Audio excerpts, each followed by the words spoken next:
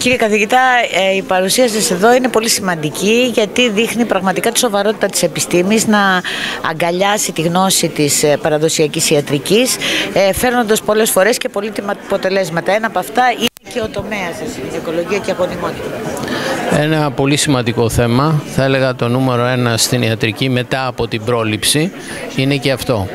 Διότι όπως αντιλαμβάνεστε, γνωρίζετε και πρέπει να ενημερώσουμε το κοινό, οι θάνατοι υπερβαίνουν κατά εκατομμύρια των γεννήσεων, και το θέμα το οποίο συζητήθηκε και συζητιέται σήμερα πάνω στο θέμα της πρόληψης είναι να αντιμετωπίζονται όλα τα θέματα τα οποία έχουν σχέση με την γονιμότητα, και μέσα σε αυτά είναι όλες οι συζητήσεις οι οποίες γίνανε εδώ, και χαίρομαι που δεν είναι απλώς παρουσιάσεις αλλά είναι συζητήσεις, έτσι ώστε να μπορούν να βγουν τα νεότερα what's new μέσα στην όλη ιστορία η οποία λέγεται γονιμότητα.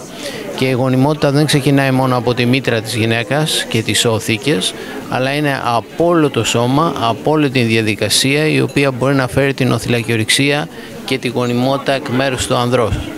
Και εκεί είναι το άλλο, το νούμερο 2, αλλά δεν είναι νούμερο 2, είναι νούμερο 1 και αυτό, η ανδρική προσπάθεια. Έχουμε πολλές περιπτώσεις που σπερμοδιαγράμματα προσπαθούν να έχουν μια εγκυμοσύνη, αλλά η εγκυμοσύνη δεν προχωράει γιατί κανένας δεν έλεγξε την προσπάθεια για τη γονιμότητα εκ μέρους του σπέρματος του ανδρός. Μπορείτε να μας πείτε ορισμένα παραδείγματα της ολιστικής σκοπιάς αιτιών που μπορεί να οδηγήσουν στη γονιμότητα, στην μειωμένη γονιμότητα? Μειωμένη γονιμότητα είναι κυρίως οι φλεγμονές, οι οποίες είναι του κατώτερου γεννητικού συστήματος, κυρίως της γυναίκας αλλά και του άνδρα, διότι και ο άνδρας μεταφέρει μέσω του σπέρματος μικρόβια στο γεννητικό σύστημα, οπότε αν η άμυνα της γυναίκας δεν είναι αρκετή, τότε σε κάθε περίπτωση θα έχουμε προβλήματα όσον αφορά τη γονιμότητα.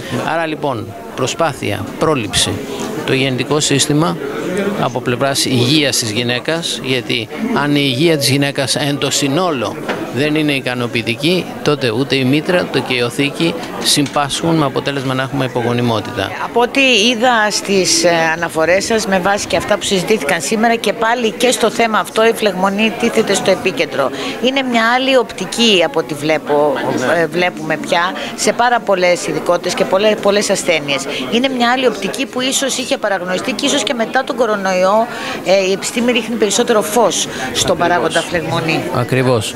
Είναι κάτι το οποίο δυστυχώς το ξεχνάμε. Δηλαδή, έχουμε ένα τσούξιμο στο γεννητικό σύστημα, είτε αυτό είναι το ανδρικό είτε το γυναικείο. Είτε είναι γυναίκα, είτε αγόρι, είτε άνδρας, ότι θα πρέπει να κάνει μια απλή εξέταση να βρούμε μήπως είναι κανένα μικρόβιο. Το μικρόβιο αυτό δεν επιτρέπει τη γονιμότητα.